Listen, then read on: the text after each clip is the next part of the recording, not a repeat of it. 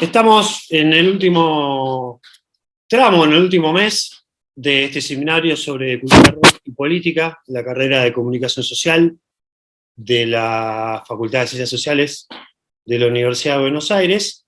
Y tal como hicimos en los 2 años anteriores, en el último tramo, además de las charlas, de lo que podemos llamar teóricos, invitamos a distintas personas que están vinculadas con este objeto de estudio y de análisis y de debate sobre el que nos abismamos en estos meses, que lo han vivido, que lo siguen viviendo, que tienen otra perspectiva, que nos pueden contar cosas. Nosotros, en su mayoría, somos una generación nacida en los 80 y en los 90, por lo tanto, no fuimos contemporáneos ni de los inicios de la cultura rock, ni de la salida de esos primeros discos, ni de esos primeros shows, ni de esos primeros encuentros. Entonces, bueno, hay una cuestión de no contemporaneidad que nos limita a la hora de comprenderlo. Por situaciones pandémicas, los encuentros con invitados los hacemos al igual que las clases, de manera virtual.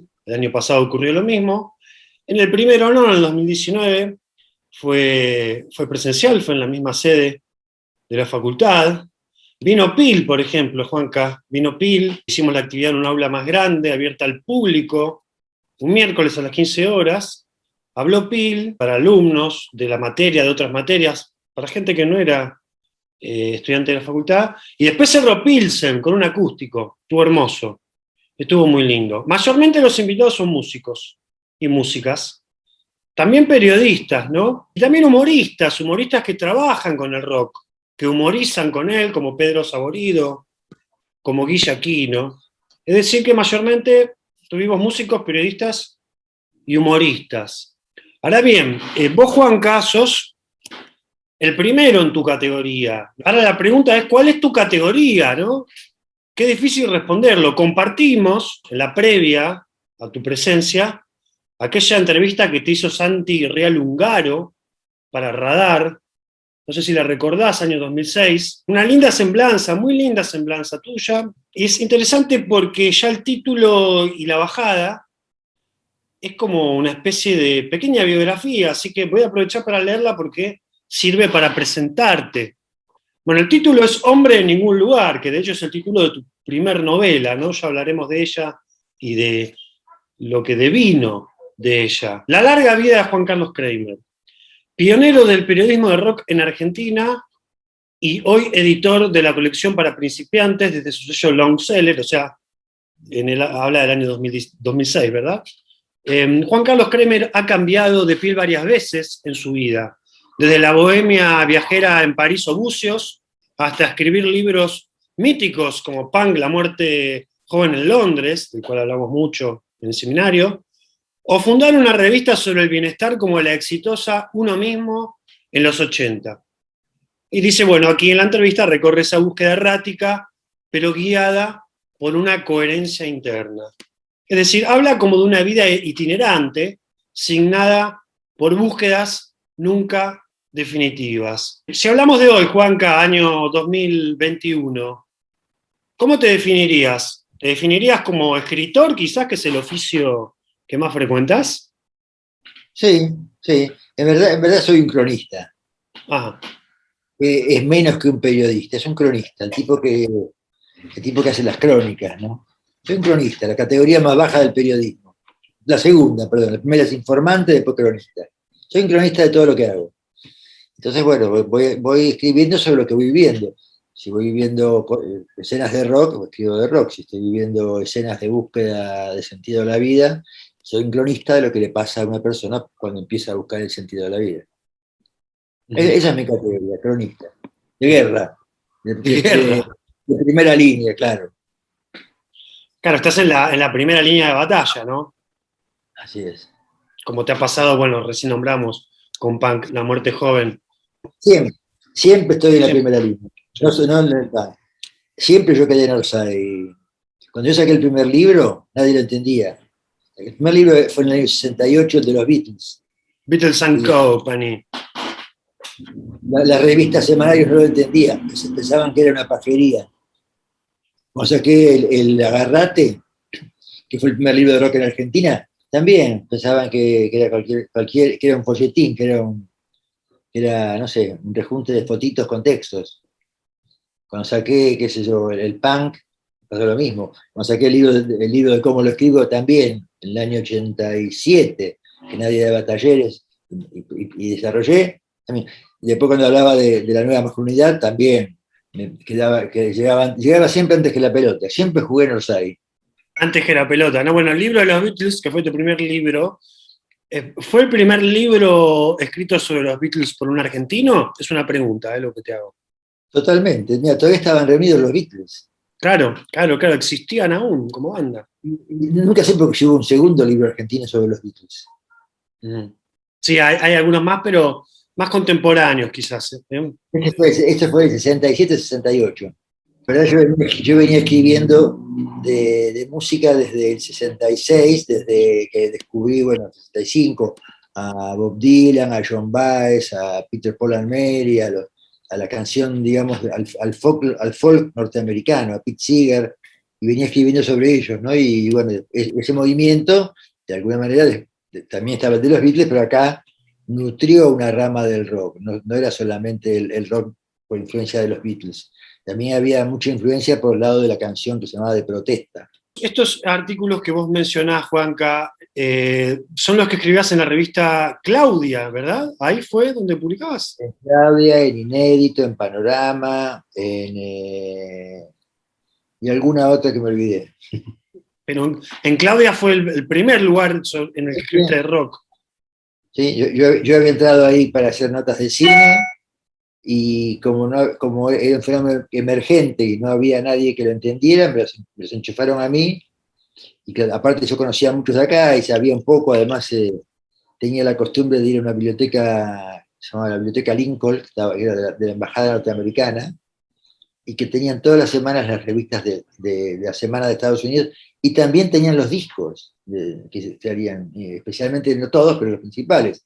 Tenían uno de Pete Seeger y tenían Blowing in the Wind, de Bob Dylan. Me lo prestaron, me lo llevé a mi casa.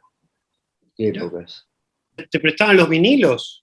Tenías un carnet, había que dejar una garantía, se dejaba, sí, sí. La revista no, y todavía no se podía, no había ni escáner. Entonces iba ahí y copiaba ahí. O a veces me arranqué alguna página. En aquel momento se hacía liberarlas, sacarlas del sistema y las liberabas. Una foto, una revista, un libro, lo liberabas. Era una actitud contracultural, ¿no? Situacionista. Situacionista, claro. Exactamente, exactamente. Es decir, que vos escribías sobre cultura rock porque también la consumías, digamos, o sea, te generaba un interés, la escuchabas por gusto, ¿no? No era una cuestión... Claro. Sí, en verdad yo consumía mucha música en esa época, desde el Club del Clan hasta Modarte en la Noche, que era un programa, y siempre tenía puesto la radio en el fondo, o el tocadiscos, pero siempre escuchábamos música, y no había emisoras de rock, había determinados programas en determinadas radios, entonces había que ir saltando de una a la otra, que había siempre algún tipo que pasaba, que pasaba alguna música buena, ¿no? Claro. Sí. Y después también muchos eran amigos míos, de la plaza, del barrio. ¿Consumías toda esa música sin ningún prurito? Digo, rock, Club del Clan. No estabas en eso. Digamos que lo usaba de música de fondo y también como elemento, digamos, de antropología, ¿no? Porque bueno, hoy parece que el rock en Argentina hubiera nacido del rock, de la balsa, ¿no es cierto? Pero también es cierto, fue de los primeros temas. Pero hubo una transición que pocos periodistas o pocos cronistas se detienen a contarla. La transición principal fue, no solo a nivel de las líricas de las canciones, que la gente joven, hasta los años 60 más o menos, cuando tenía inquietudes o emergencias interiores, se expresaba a través de la poesía. Pero la poesía era un género que ya estaba muy condenado tenía un triste destino, porque nadie leía poesía, solamente en algunos grupos. Y aparte se apartaba mucho de la realidad. Y dentro de los nuevos poetas que aparecían, la gente que tenía más de 20 años ya se dedicaba a la poesía política, de compromiso político. peronista, de izquierda, lo que fuera. Y también había muchos chicos jóvenes que empezaban a hacer poesía de protesta, de rebelión, entonces, bueno, por ese lado, cuando se empezaron a ponerle música también con las guitarras, porque antes no había guitarras eléctricas, en esos años llegaron las guitarras eléctricas a Buenos Aires, habrán llegado en los años también, primeros años 60, o las primeras Fender, empezaron a darse cuenta que no solamente combinaban esa violencia que había en algunas letras, esa furia, con los sonidos que metían las guitarras, ¿no? y esa manera de cantar diferente. Y ahí hubo un primer quiebre fundamental, que es el de la música complaciente, que era el Club de Clan, Palito, Leodán, y una sarta de productos que hacían las compañías discográficas, básicamente para alimentar los sábados de baile a la noche y los carnavales. Y después había unos grupos de algunos aislados, de algunos que, o bien porque tenían los discos, o bien porque les gustaba, o porque les surgía, que empezaban a buscar hacer una especie de folclore eléctrico, tanguero, blusero, que no tenía forma. Se llamaba música progresiva en aquel momento, o música de rock en castellano, pero no tenía, todavía ni se llamaba rock. Mira, te voy a contar un dato para que sepas. Ni rock ni blues. Antes de que surgiera Manal, el disco, yo le propuse a la directora de la revista donde trabajaba hacer una nota sobre Manal, ¿no? Y digo, es un tipo que hace blues, ¿no? Me dice, no, basta, no quiero grupos que hagan bluesas, ¿viste? Pero confundía blues con bluesas, ¿no? No entendía que había un género llamado blues. Hoy ya sabe más o menos, aunque nunca escuchaste un blues, ya la palabra blues te dice muchas cosas. En aquel momento no había ni siquiera tampoco una manera de escribir sobre este movimiento, porque tampoco sabía que iba a ser un movimiento, eran como Morris por ahí, o Los Gatos, la Perla, y estaban las compañías que ya sabían que ahí atrás había un negocio, que iba a vender muchos discos, porque eso ocurría en Estados Unidos, con el hemisferio norte, y les llegaban directivas a estas multinacionales como la Columbia, la CBC, la Odeon, la EMI, la Polygram, de empezar a fichar, como se decía entonces, grupos locales, para eso que iba a venir.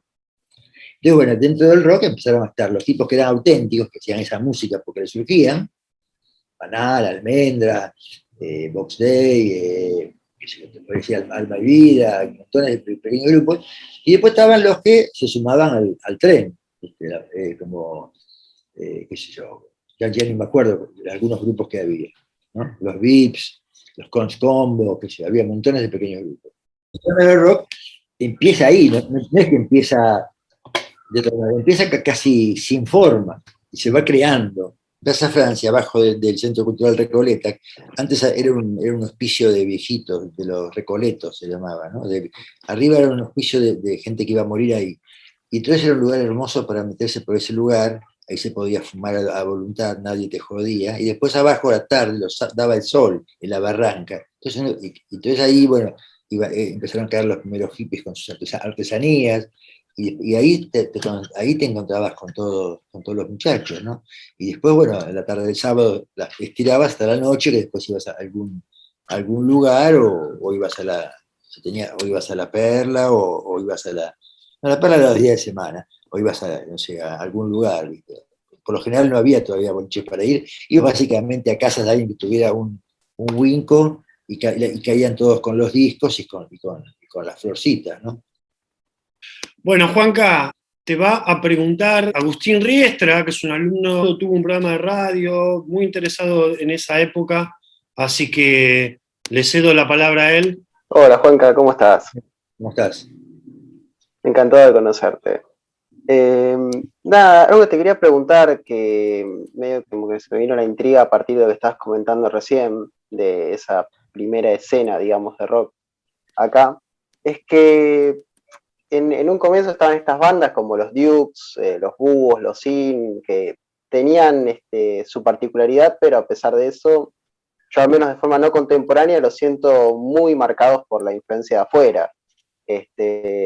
Y eso lo que me daba intriga es pensar si hubo un momento en particular en el que vos sentiste que el rock en Argentina era algo diferente y que como que se estaba realizando un salto de esa parte más beat y más pop, garage, hacia algo más complejo. Sí, en verdad al comienzo los primeros músicos, digamos, pueden haber recibido influencia del beat y de muchos rockeros americanos de los primeros, pero lo que caracterizaba fundamentalmente es el paso del inglés al castellano.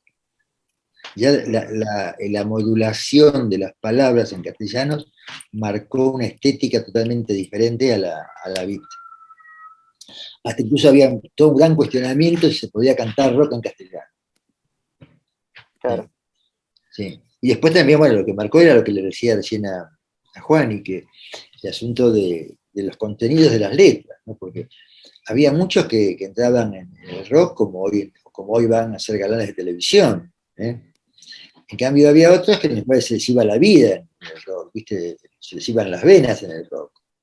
Y algunos dieron su vida por eso. Entonces, bueno, de repente había gente que prefería digamos, la música light, y había gente que quería la música más jugosa, más carnosa, ¿no? Y efectivamente la que perduró a lo largo del tiempo fue la más carnosa, ¿no? La más comprometida, no con lo político, sino con lo visceral del ser humano. Incluso hasta las canciones de Lito, si vos las analizás en profundidad, tienen mucha fuerza. Y Lito era un tipo que en su comienzo era bastante, los Gatos habían tenido un gran éxito con la balsa, y eran comerciales. Uh-huh. Pero después de ahí hubo toda una cadena de bandas que tomaron el metamensaje de los Gatos, el grupo Los Náufragos y toda una serie de grupos que montados sobre esa filosofía que ni siquiera comprendían, ¿no? Que era el hipismo, el dejarlo ser, el romper con la sociedad, con el sistema, el no ser ni de derecha ni de izquierda, también era un tema en aquel momento, etcétera, etcétera. Y a su vez te quería hacer una pregunta de una gran intriga que tengo, porque yo hablé bastantes veces con Héctor Stark y él siempre me hablaba maravillas. Bola de fuego, bola de ruido. Un loco hermoso, Héctor. Sí.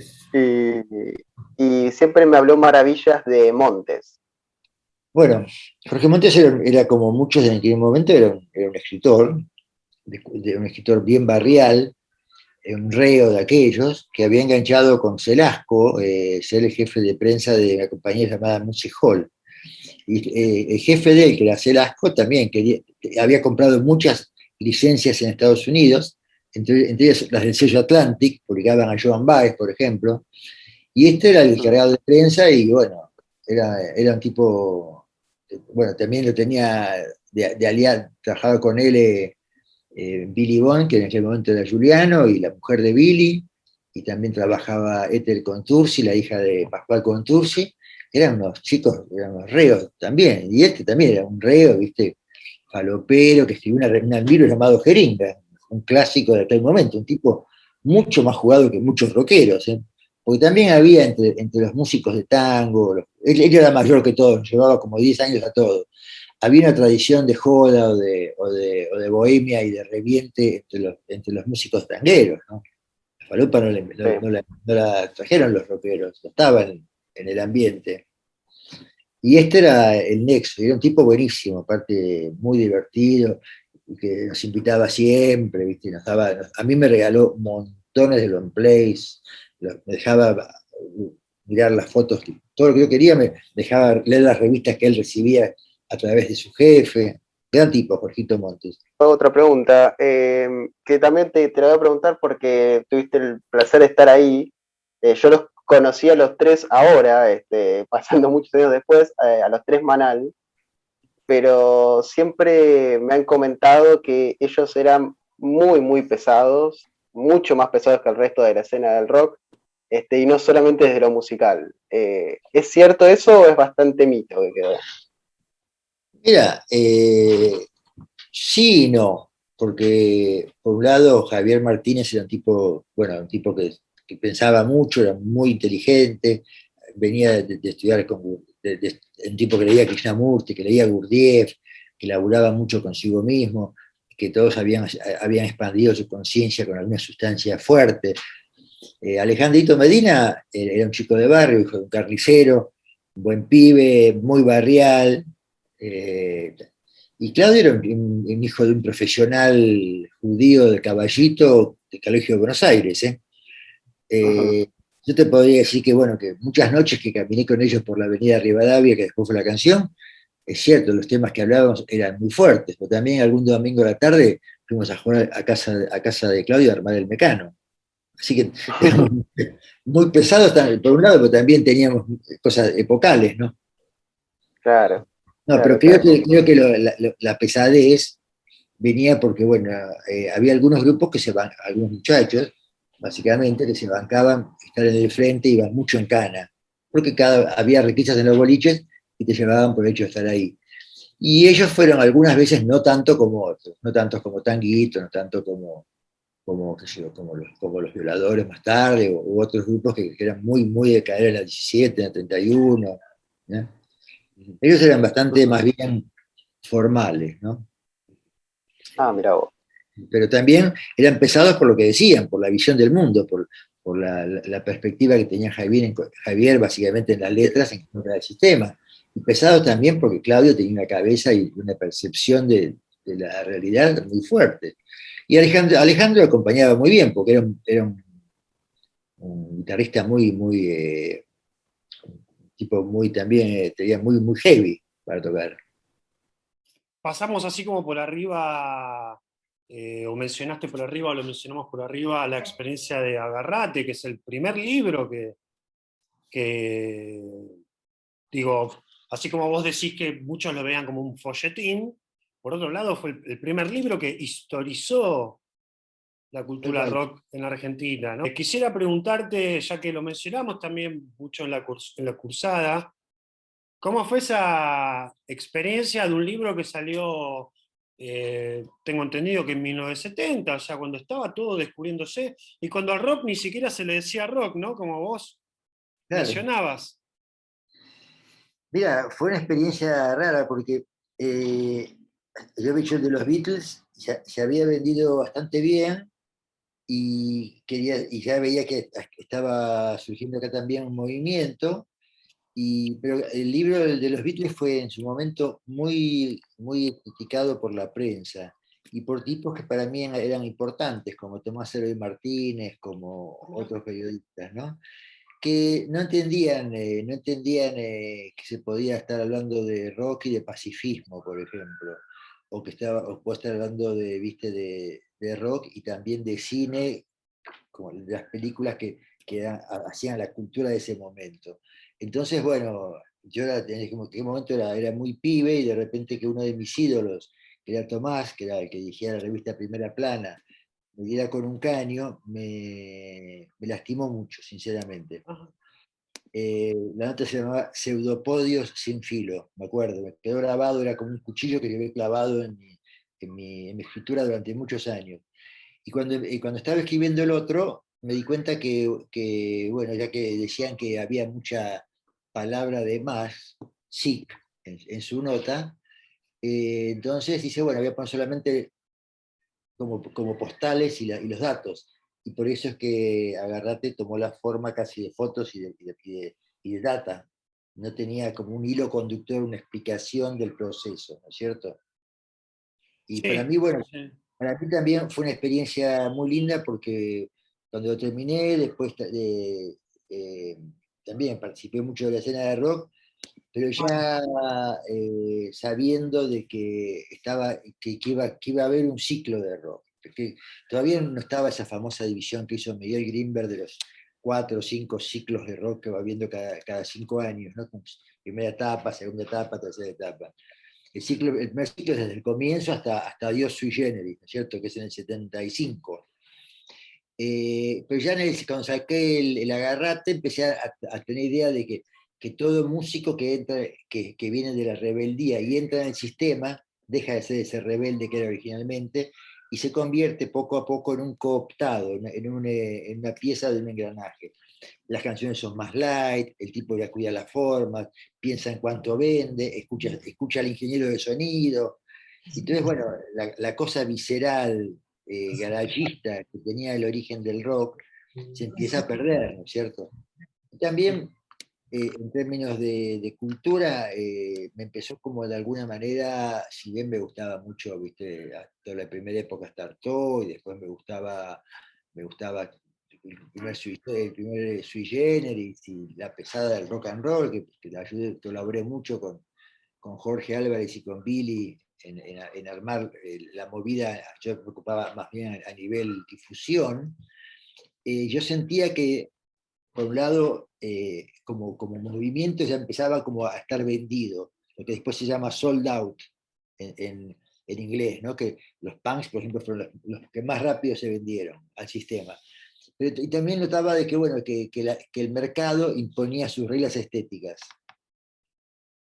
No es casual, el gran boom de lo que después se llamó rock nacional no vino con Almendra, no vino con Banal, vino con Sui Generis, que eran unos baladistas, en el mejor sentido. No eran los rockeros pesados que fueron después, ¿no es cierto? Eran baladistas, muy dulces. Mirá Nito, caramelo de limón, en aquel momento.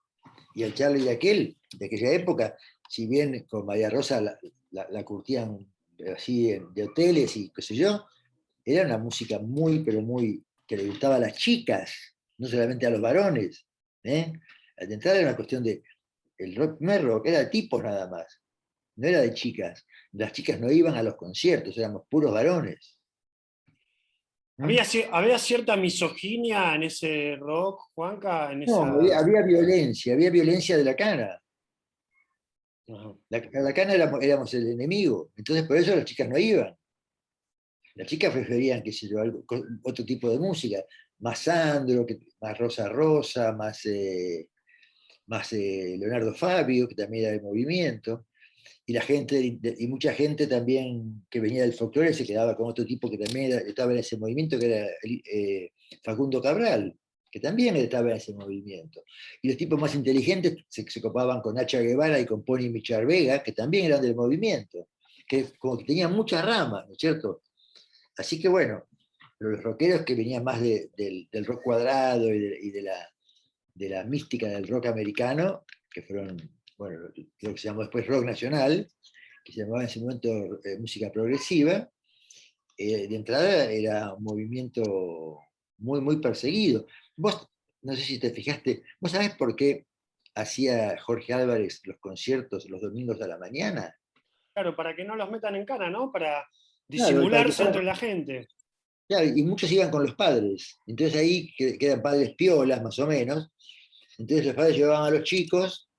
Mirá vos ir a hoy con tu viejo, bueno, tu viejo es el viejo especial, pero en general ir con tu viejo a un concierto de rock, ¿no? Sí, sí, sí. Claro, claro. Hoy quizás sería normal, en esa época no. Que te lleve tu papito al concierto de rock, nene, dale. Claro, claro, claro, claro, claro. Te va a preguntar Franco Gali.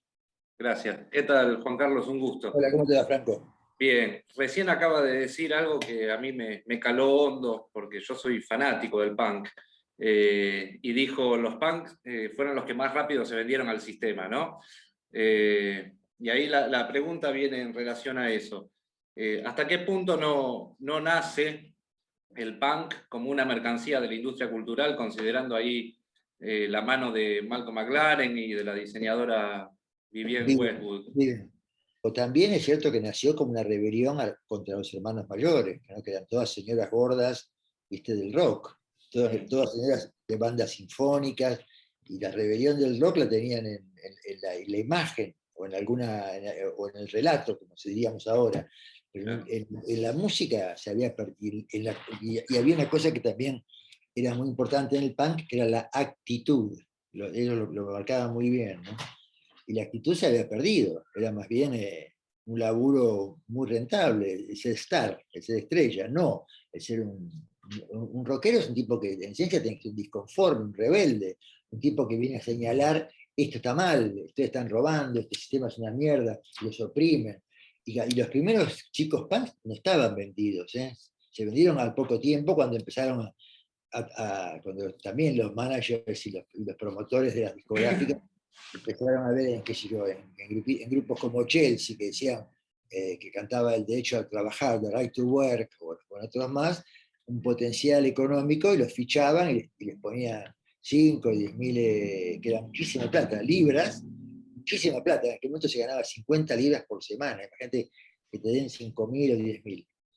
Entonces, bueno, ahí ya lo corrompieron y al poco tiempo, bueno, ya estaba, el movimiento estaba vendido. Ya el primer punk fue comido y lo que quedó fue el punk más intelectual, el punk más profundo. Por eso que Patti Smith es la reina de todo esto, porque ella, por más que recibió dinero de Arista y qué sé yo, siempre fue muy fiel a su causa. O los Clash, por ejemplo, que también eran. Claro, eso quería preguntarle de los Clash, o sea, ¿usted los ve como con una postura más política que los Pistols? Claro, claro, totalmente, totalmente. Aparte, bueno, la diferencia de manager ahí, porque Bernard era un tipo militante del Partido Socialista, ¿de acuerdo? Y Malcolm era un tipo que a quien le decía, la mujer, Vivian le decía, flaco, tenés 35 años y todavía no hiciste nada en la vida, hace algo. Y aquel era un bombivante, lo único que quería era hacer una movida grande y ganar mucha guita. Y le hago la última.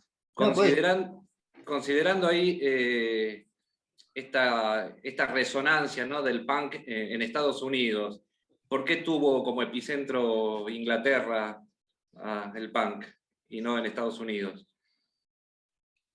qué buena pregunta. Yo intento dar una respuesta en el libro que escribí en aquel momento, quizás con el tiempo le puede haber cambiado, pero Inglaterra es más pequeño que Estados Unidos. Estados Unidos tiene muchas escenas. Está la escena de Cleveland, la escena de San Francisco, la escena de donde eran los Devo, que no me acuerdo de dónde eran los Devo, la escena de Nueva York, la escena de Boston. Entonces como que se dispersó mucho. En cambio, y aparte en Estados Unidos había más plata en esos años. Estados Unidos no padeció la guerra del petróleo. Enseguida los manejó los árabes. En cambio, en Inglaterra había pobreza, y era un lugar muy pequeño. Entonces, aparte, como era digamos, un país más, se esperaba en aquel momento que Estados Unidos fuera un poco más abierto hacia algunos cambios. En cambio, Inglaterra era muy conservadora, muy conservadora. Y justo tuvo la suerte del punk, que el año de la explosión hubo toda una payasada a nivel de fiesta que fue los 25 años de la guerra, el Silver Jubilee, los 25 años de la coronación de la reina. Entonces todo el país estaba hecho, era merchandising de la reina, de vasitos, pósters, ropita, botones, todo con la reina, ¿no? Y eso es totalmente irreal en la vida cotidiana para un joven que tiene sensibilidad. Eso te muestra la cara más perversa del sistema, ¿no? Que hasta eso lo vuelven un objeto de consumo. Y entonces, bueno, la pegaron en el año 77, que fue el año de ese año, o 76, no me acuerdo, que bueno, por contraste. En cambio, en Estados Unidos, en esos años, todavía no estaba Reagan, o sea que había cierto liberalismo, cierta democracia, no sé quién estaba de presidente, pero no estaba todavía Reagan. ¿No? Después, bueno, Carter estaba, Jimmy Carter. Claro, mirá vos, era un demócrata. Pero bueno, además había una clase obrera muy fuerte ahí en Inglaterra. Claro. También. Coincidió también con el quilombo de los mineros, que empezaron a producir, el gobierno a pedir que se produzca menos carbón y hubo mucha gente desocupada. Entonces no eran los pibes que no tenían laburo en el sistema, sino que eran sus padres que quedaban fuera del sistema. En cambio, en Estados Unidos, mal que mal, había laburo, ¿no? Y había plata, y el gobierno echaba plata a circular. Y aunque parezca mentira, eso cambia la escena. La mejor respuesta la tenés cuando van los Sex Pistols a Estados Unidos y tocan en un club y de repente salen a hacerse las fotos a la tarde con un día de sol como hoy y se les ve el maquillaje que tienen. Entonces, esas fotos no me acuerdo de qué lugar era cerca de California, es como patético ver a la luz del día, al sol, ver el maquillaje negro corrido. Como que te muestra que todo eso es falso. Sí. En Inglaterra, que hay bruma, que siempre está lloviendo, que siempre salís de noche, qué sé yo, eso encajaba perfectamente. Y eso pasaba desapercibido. Imagínate eso diseminado por todo el mundo, porque lo que pasa en Argentina le chupa un huevo a cualquier país del mundo, en ámbito de rock. En cambio, lo que pasa en Inglaterra es como la vidriera del mundo para estas cosas. Sí, Y de si hecho está la anécdota de que Johnny Ramone le orina en un vaso a Johnny Rotten, ¿no? por ejemplo, sí, no conozco esa anécdota, pero lo que quiero decir es esto, como que todo lo que aparece ahí está muy, pero muy mistificado, muy ampliado, porque es lo que ocurre ahí. De repente un tipo en un pueblo de Inglaterra hace algo y sale todo el mundo. En cambio, un tipo acá en Córdoba hace algo y no sale todo. Ni siquiera cruzando el Canal de la Mancha, en Francia ni en España, tenían tanta influencia como tenían los ingleses. Y bueno, y por diversos motivos, en Francia no hubo punk, o muy poquito, y en España hubo, pero bueno, era también réplica todavía, porque venían con otras historias, con el post-franquismo. Se hace como... Con esto a que voy, a que no se puede despegar el rock de la circunstancia histórica. No es que me haya puesto un marxista-leninista o un marxista dialéctico, pero no se puede sacar, recortar la escena de la historia. No, exactamente. Gracias, Juan Carlos. Por nada. Fede Duetti, adelante. Creo que bueno, ya cuando le contestó a Franco un poco me quedó claro, pero bueno, amplío, total, estamos charlando. Lo que me interesaba saber era cuando te vas a Inglaterra y empezás a ver el movimiento punk y el surgimiento, ¿qué herramientas te llevaste de acá, de ese cronista observador, digamos? Y después, bueno, un poco la disyuntiva de cómo se sale de esa idea de quiero ser rockero y cuando digamos, logro establecerme o distribuirme o logro que me produzcan discos, el sistema no me copte. O sea, es No, un poco difícil. Son dos preguntas. Son dos preguntas, sí. La primera pregunta creo que me llevé oficio. Yo llegué a Inglaterra, por más que lavaba copas para vivir, tenía el oficio de ser periodista y saber organizar material, editar material a gran escala. Es decir, cuando empecé a hacer el libro de los punk, me compré, me acuerdo, 30 sobres papel madera y empecé a meter recortes de cada cantante para que cuando escribiera tener mucha data. Eso es oficio. Y también sabía que, bueno, que una visión global, organicé el trabajo, le di tantas horas por día, es oficio. Y también me llevé algo dos cosas más me llevé. Una es pensamiento crítico. De repente, una cosa es que vos escribas o hables sobre el material que te aportan los músicos, y otra es que tomes lo que vos percibís de la escena. Yo las gacetillas nunca las pude digerir. Yo me voy a un concierto y incluso en el concierto lo que está pasando lo noto en la oscuridad, que después son mis notas con las cuales después escribo, en caliente. Y después también, bueno, por más que le puse letra a muchas situaciones, no me la creí. Por más que yo en el fondo me sentía un punk y bailaba y hacía pogo y escupía cerveza y tuve con otro periodista de rock argentino, Daniel Almeida, un dúo de punk que se llamaba Desastre, nunca me la creí como que esta era la salvación de mi vida, iba a ser un movimiento eterno. Esto me dije, yo ya me llevé de Argentina, ¿sabes qué? Que el rock empieza y termina por épocas. No hay y entonces dije, bueno, esto va a empezar y va a terminar. Y efectivamente al poco tiempo terminó. Mucho antes de lo que yo pensaba, pero bueno. Porque enseguida vino la New Wave que se lo morfó y después el post-punk no era, pero el fuego que tuvo el primer punk no lo tuvo nadie. La otra pregunta, ¿cómo era? No me acuerdo la segunda. La otra pregunta era, ¿de qué manera, o sea, no traicionarse a uno mismo? Porque yo veo como que bueno, creo que me entendés lo que te pregunto, digamos. Te voy a responder, mira. Había un tipo que en aquella época, cuando estaba un poquito antes del rock, un polaco que estaba acá en Argentina, que decía, especialmente a los artistas, no escojan formas que los deforman. Si vos el rock lo tomás como una forma y te quedás pegado al rock, vos seguís creciendo internamente, viendo otras realidades, pero si te quedás apegado a ese modelo, a esa forma, después tenés que indefectiblemente caer en el sistema. En cambio, si seguís tu propio camino, la que te lleva a tu propia locura, tu propia desesperación, tu propia creatividad, para decirlo finamente, entonces sos fiel a vos mismo. Y el sistema, aunque le vendas un libro a Un Día Planeta, o cobres una nota 10.000 mangos, o hables en Vorterix, o salgas en Clarín en un reportaje, vos seguís siendo siempre vos mismo. No estás vendido, no fuiste atrapado por la forma que creaste para vos mismo.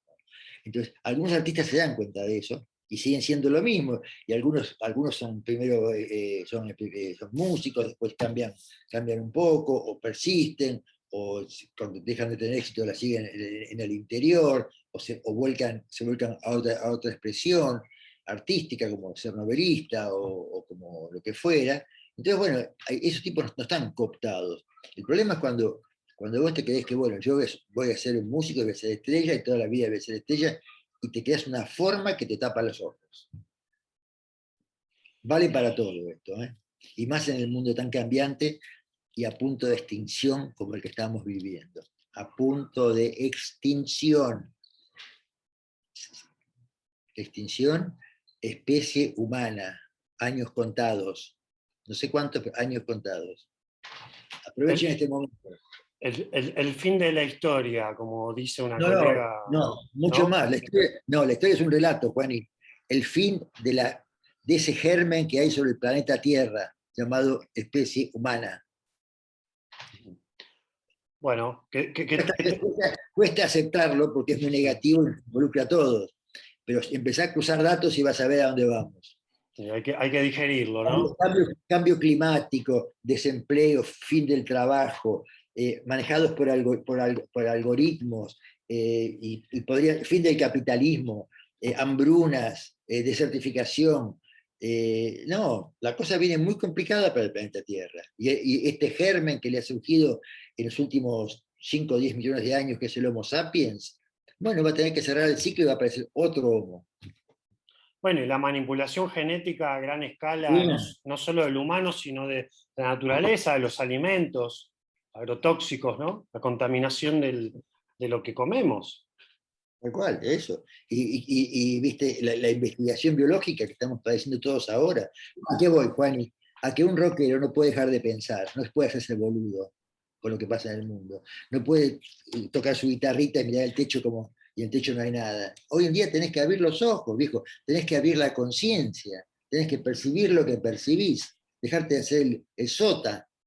En ese preciso momento en el que vos hablás del fuego, ¿no? Cuando descubrís el punk, convivís con ese inicio o reinicio o relectura del punk en Londres, vos ya habías pasado los 30 años, o sea, le sacabas, eras de otra generación a la de esos punk. Vos tenías 32 años, veías a pibes y pibas 18, 20. ¿A vos te interpelaba? ¿Te interpelaba eso que estaba surgiendo? Mirá, ¿O lo veías como un ajeno? Por un lado me la tuve que bancar, ¿viste? Me tuve que bancar que me verdugueaban. Yo te lo conté la vez pasada que nos habíamos visto. Ellos me decían que yo era un boring old fart, un sorete viejo. Claro, le sacabas, eras de otra generación. De otra generación, ¿viste? Todavía no tenía canas, pero yo me tuve que pelar, me rapé a cero para parecer más joven y que bien que también era valiente. Y me acuerdo que de algunas charlas con la mujer de Rotten, con Nora, que está ahora muy enferma, pobrecita, y que, bueno, y que ella entendía y ella y en general las mujeres me dieron más bola que los músicos, ¿no? Ella y Vivian me entendieron, bueno, también Malcolm, pero entendían como que esa fractura de 10 años más les podía servir a todos lo que estábamos diciéndoles.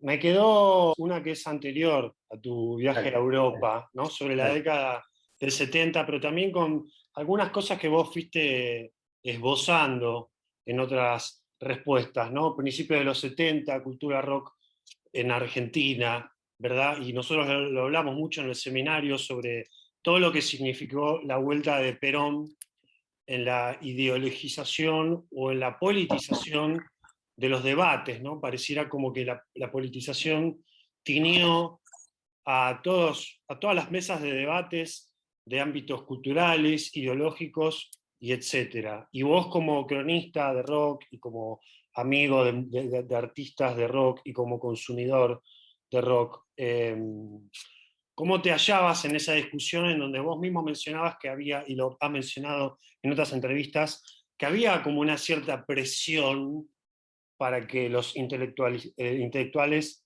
se posicionaran políticamente? ¿Cómo vivías vos ese quilombo y esa atmósfera, siendo un tipo que no se vincula en la política partidaria, ¿no? Bueno, eso sería para leer muchas horas, pero voy a tratar de ser breve, Juan. En verdad, muchos que veníamos de la izquierda, o de la izquierda anarquista, nos dimos cuenta de que, bueno, de que la única alternativa para una coyuntura histórica como la Argentina era el peronismo. Entonces, bueno, tuvimos que negociar, ¿verdad? Pero bueno, pensábamos que negociábamos con Caperucita, pero negociábamos con el Zorro. Y el Zorro nos cagó olímpicamente, ¿viste? Cambiando el discurso, ya no era el discurso, ¿viste? De derecho, de justicia social, no, era un discurso muy, muy facho. Que se nota mucho en la obra del rock en esos primeros años de la década del 70, ¿no? De esa esperanza a esa rápida desilusión. Se nota mucho. Por otro lado estaba el tema de la violencia, ¿no es cierto? Que estaba la violencia del sistema y la violencia también por parte de los jóvenes que entendíamos que era la única manera que se podía cambiar, ¿viste? No lo estoy criticando, pero también era un momento muy distinto al actual.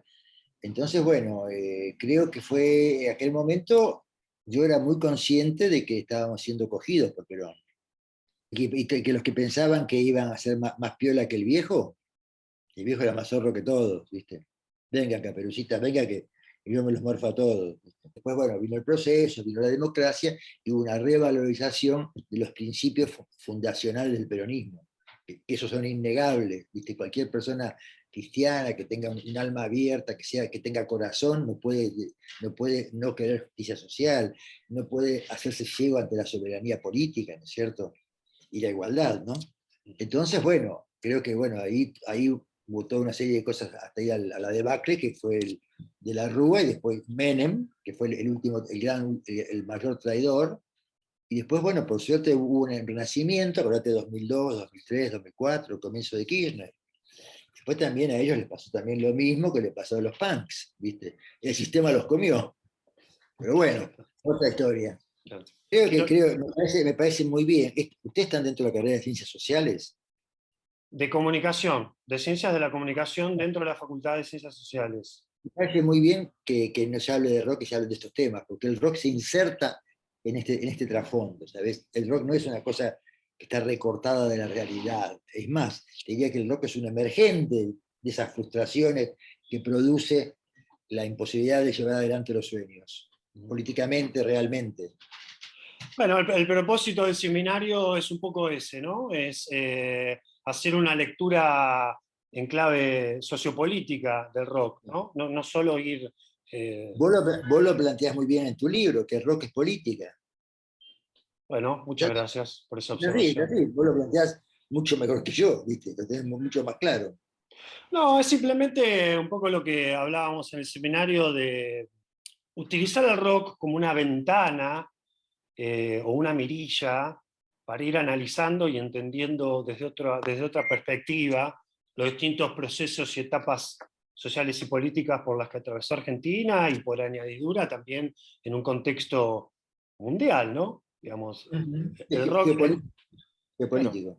bueno, el rock en Argentina o la reapropiación del rock en Argentina no deja de ser una reapropiación de un fenómeno que se estaba dando en el mundo, o al menos en Occidente, en el hemisferio norte. Federico Dughetti te quiere hacer otra pregunta, así que adelante, Fede. Adelante. Sí, la pregunta me aleja un poco del rock, pero es más para tomar lo que venís diciendo y preguntarte lo siguiente. Bueno, decías que la soberanía política no era como a la buena vista, como si fuese negociable, y última, o sea, en la presidencia de Macri la soberanía se vendió bastante o se maquilló bastante, y en ese sentido la pregunta es la siguiente. A ver, hay una especie de traición del kirchnerismo que, si bien avanza y retoma conceptos más punks o más, o sea, que siguen la línea de querer un sistema mejor, de retomar, no sé, conceptos de la naranja mecánica, como para decir algo, y de Muy bien, muy repente, bien, bien. tenemos que pongo un ejemplo porque no sé tomar postura por todas estas contradicciones que podría ser la minería a cielo abierto, ¿no? En donde se pone en Tal juego cual. crear fuentes de trabajo Muy, o muy, arruinar el mundo. muy buen ejemplo, muy buen ejemplo, ¿eh? Lo de Famatina, por ejemplo, lo de La Rioja. Engañaron a toda la gente, por eso que iba a haber más laburo. Tal cual. Por un Sí, lado, sí, yo, un discurso progre y por otro lado, decretos de entrega.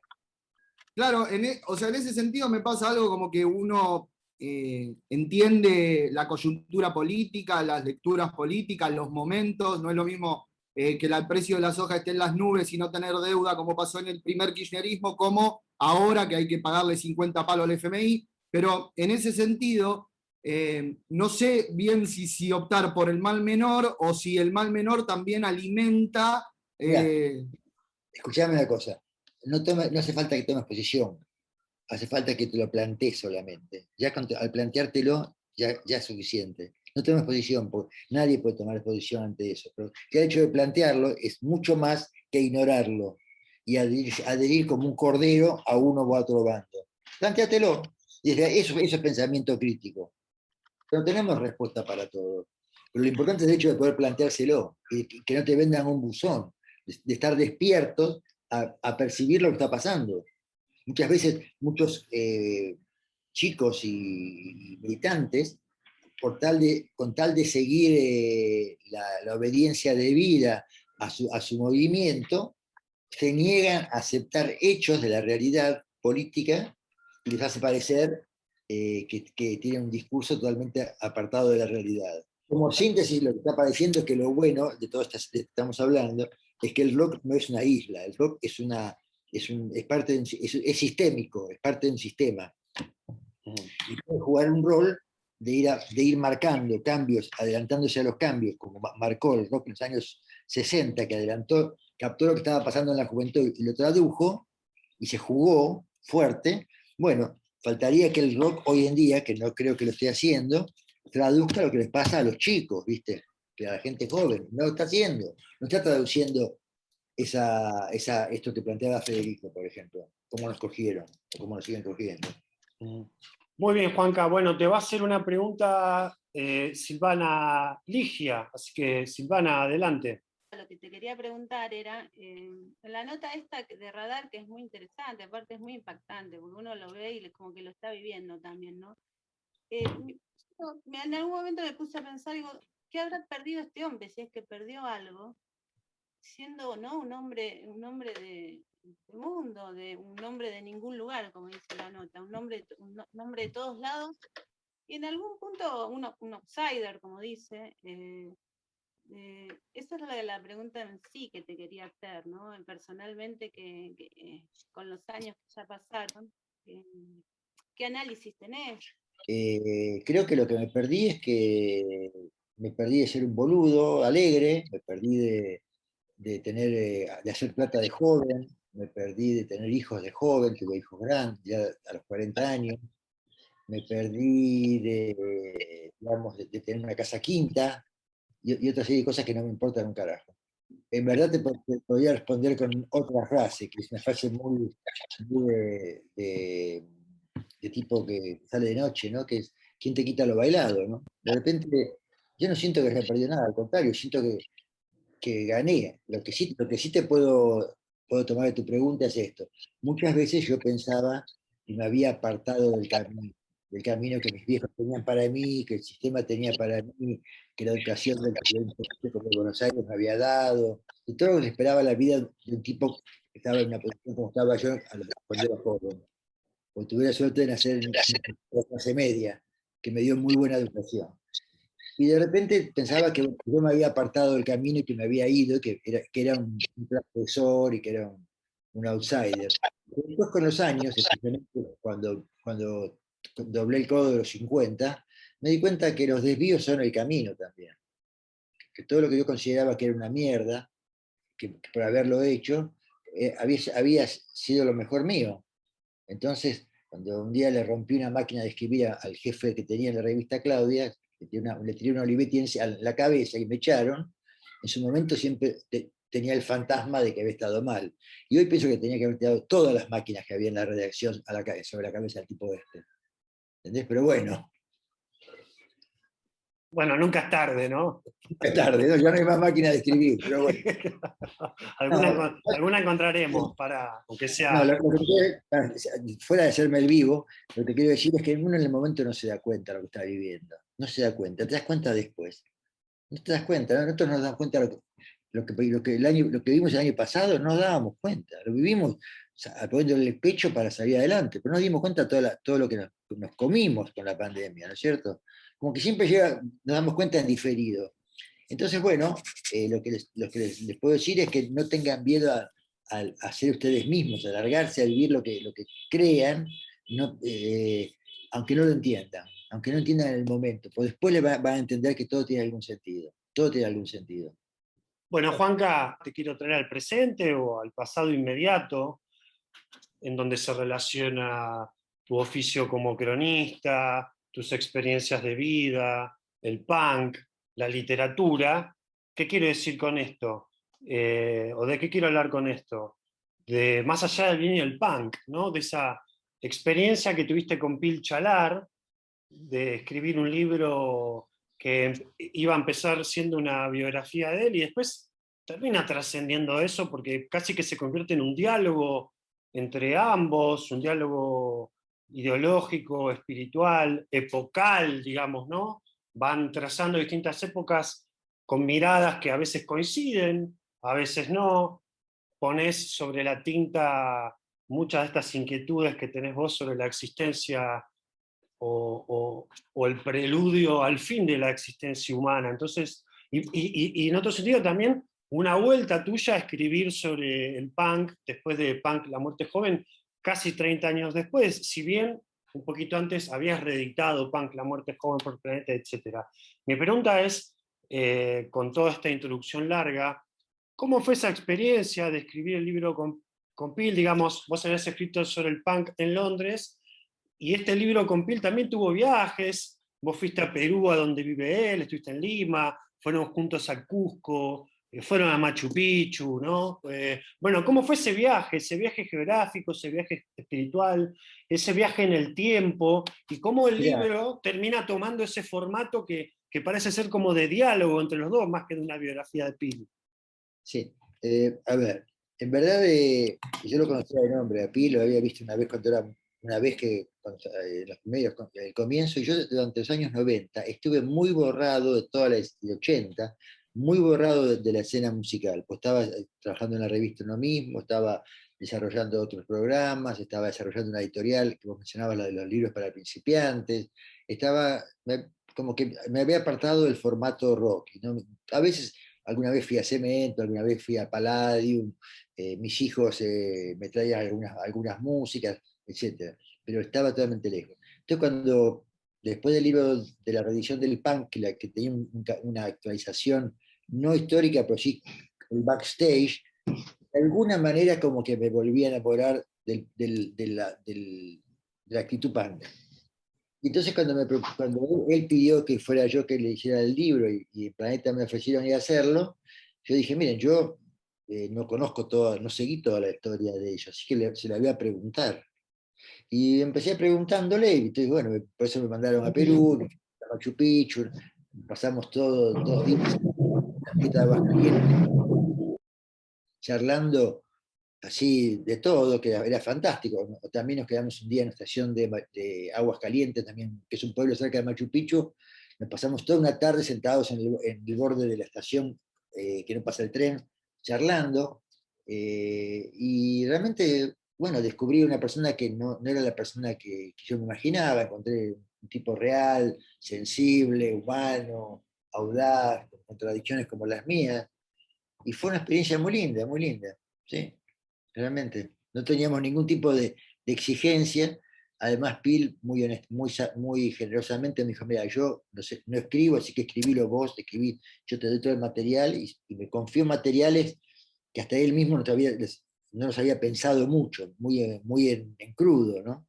Lo cual hizo que, bueno, que me dio mucha carne para que después con un poco de oficio que ya tenía, le diera esa forma, ¿no?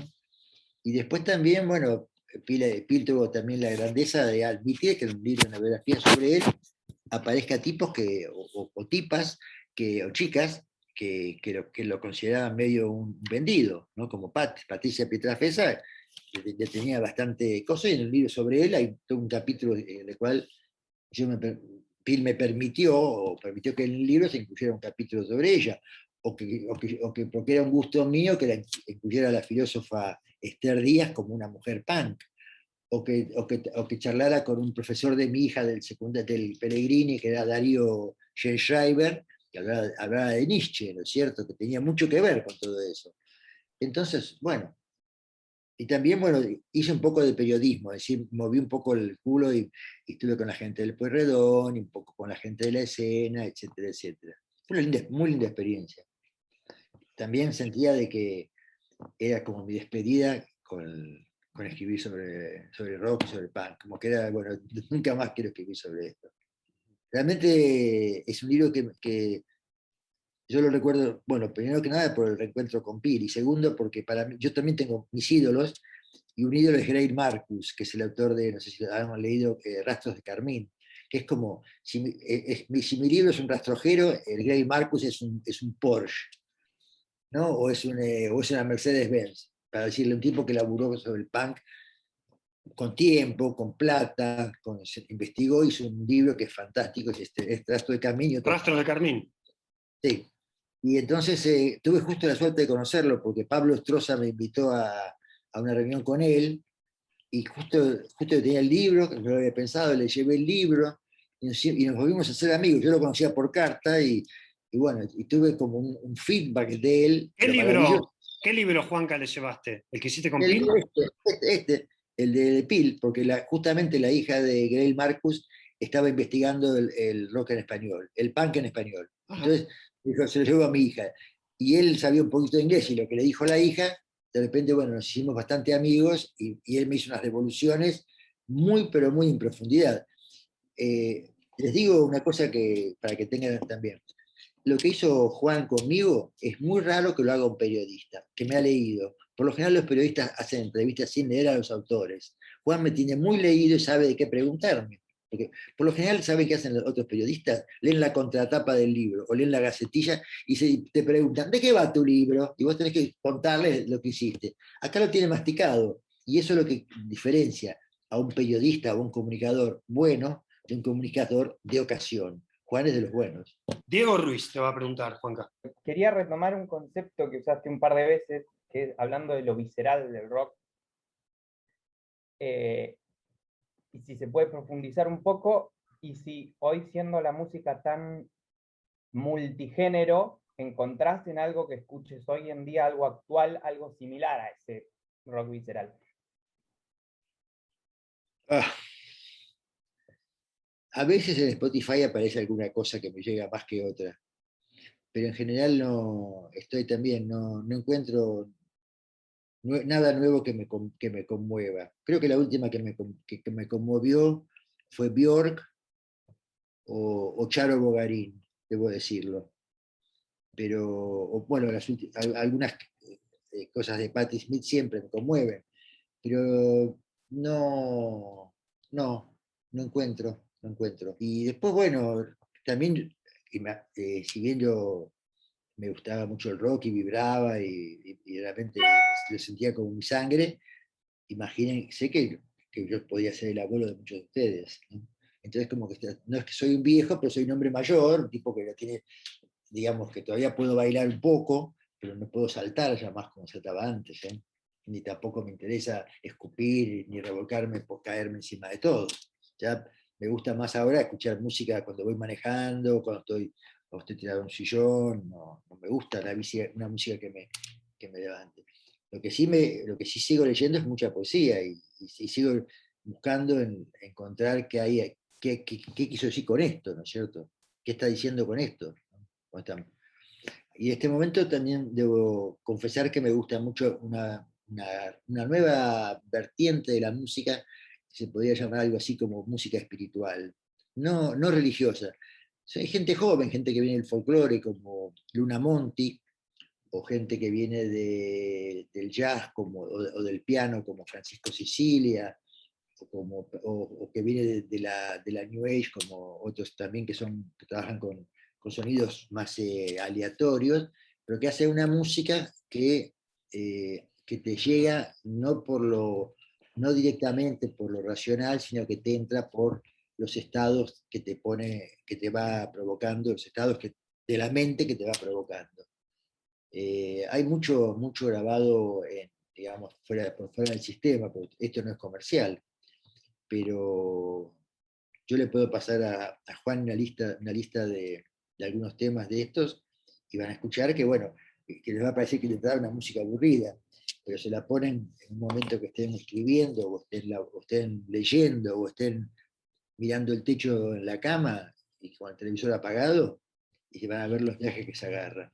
Todavía no tiene nombre, pero hay algo que los caracteriza, y que van a ver que alguien lo va a empezar a escribir sobre esto, que es como un emergente, que es la fusión, F-U-S-I-O-N, fusión de diferentes ritmos, diferentes culturas. Por ejemplo, Luna Monti, que es una que viene del folclore, que estaba cantando con Juan Quintero, zambas y cosas del interior, tucumanas, se fue al África y trajo con las músicas de África, con unos ritmos muy cortantes, unos temas que los tradujo, y tienen una poesía y una belleza, y tienen unos ritmos que vos los escuchás y es casi como, te diría que en eso particular ves el mundo, como lo que planteaba Tolstoy, que al pintar tu aldea ves el mundo. De alguna manera es tan profundo eso de los africanos, que no es el pata de Miriam Makeba, no, es una cosa mucho más profunda, que entonces lo escuchás y te toca el alma, te hace pensar en qué lindo que es la vida, ¿no? O para qué estamos acá en esta vida, o estoy vivo, y qué mejor que eso, ¿no?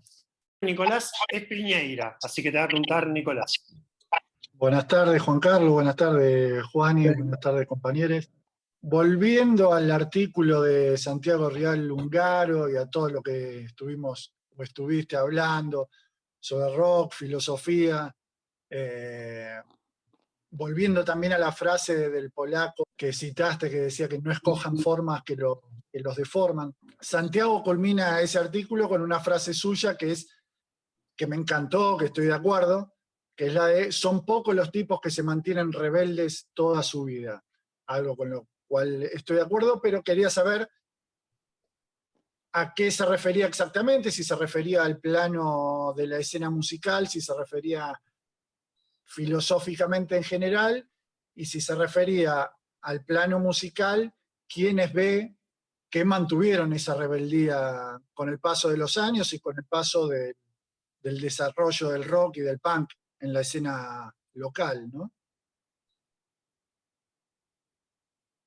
No sé, no sé qué responderte, porque la verdad que no sé, porque primero que estaba estoy un poco apartado de la escena, y es cierto que creo que Javier, por ejemplo, Javier Martínez es un tipo que sigue carburando bien la cabeza. Claudio Gavis también. Del mismo, ¿cómo se llama el otro de los Almendra? No me acuerdo. Emilio del Guercio.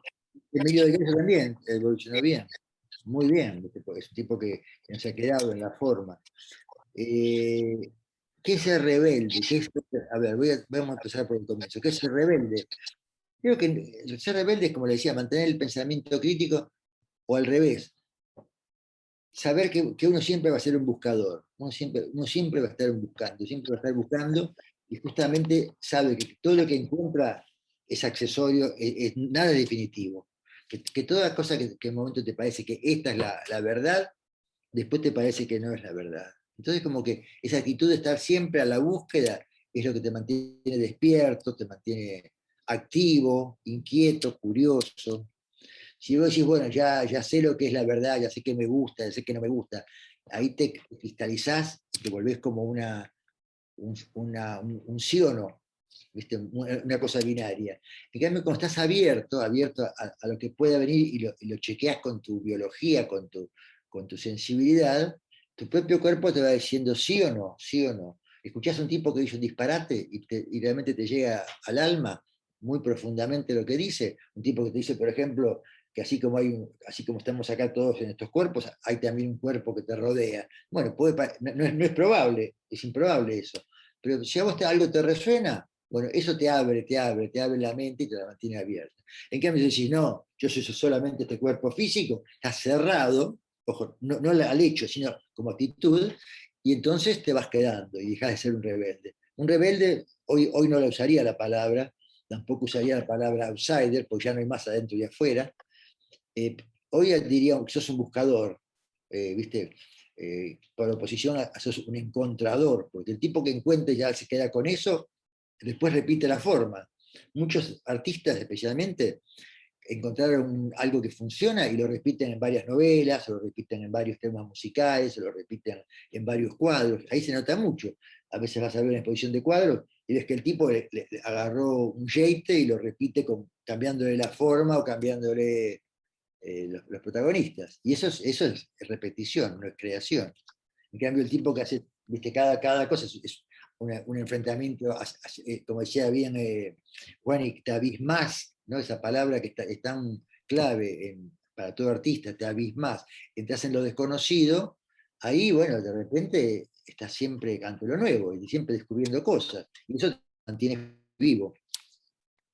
Así que no respondí a tu pregunta, pero más o menos llené el espacio. Ya lo vamos acercando al final, así que le dejamos la última pregunta a Franco Gali.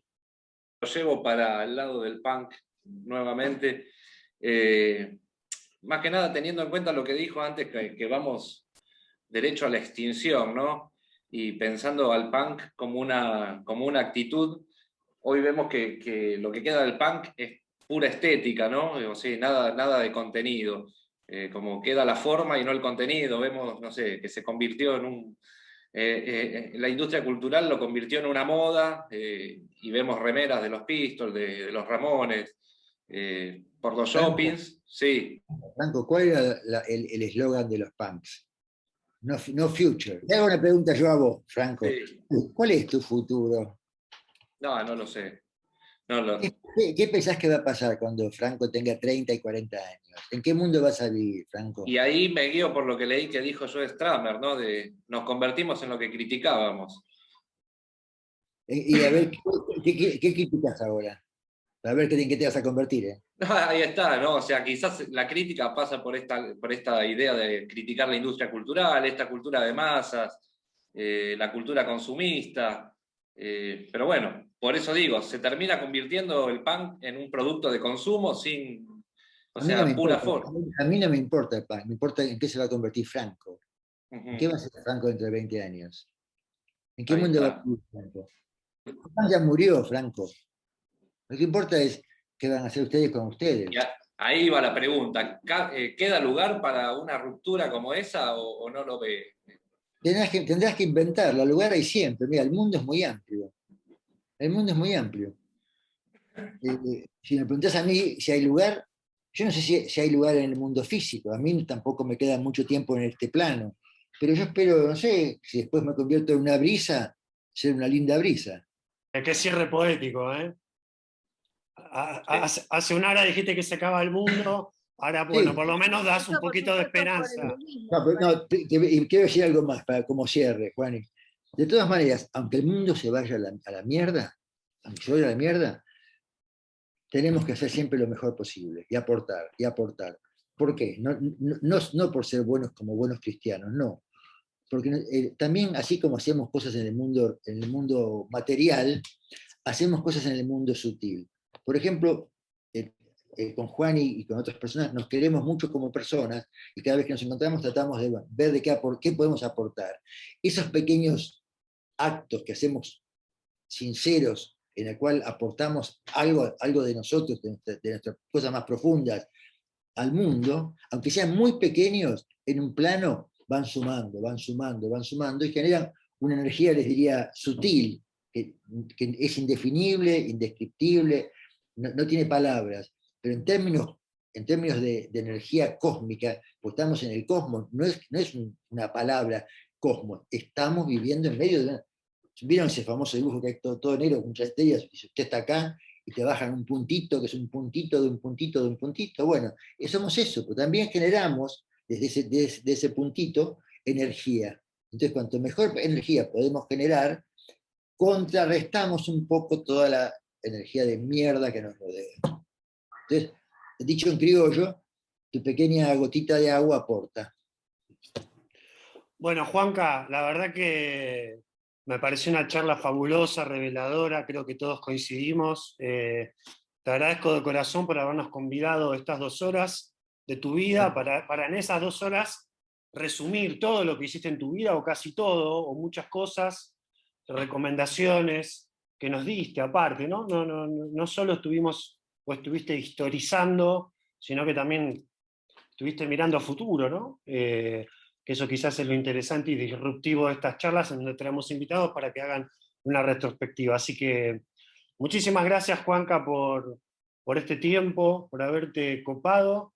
Y creo que, bueno, los invito a todos y a todas a desmutearse, que es un ritual que hacemos en todas las charlas, para despedirlo a Juanca, creo que con un gran aplauso, que se lo merece. No sé qué opinan.